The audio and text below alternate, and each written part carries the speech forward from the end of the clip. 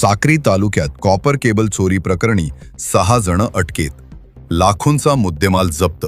निजामपूर पोलिसांची धडक कारवाई. धुळे जिल्ह्यातील साक्री तालुक्यातील सुजलॉन कंपनीच्या टॉवरमधील कॉपर केबल चोरी प्रकरणी निजामपूर पोलिसांनी मोठी कारवाई करत 6 संशयित आरोपींना अटक केली आहे.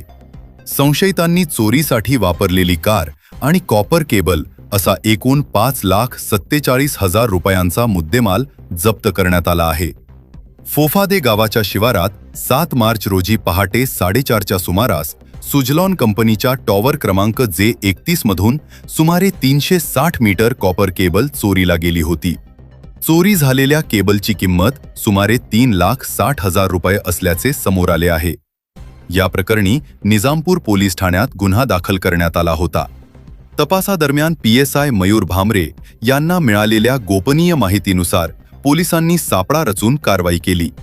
या कारवाईत फैजान खाटिक, सुखदेव कोळी, अल्तमश सय्यद, दीपक सोनवणे, पावबा भील आणि करण मोरे या 6 आरोपींना अटक करण्यात आली.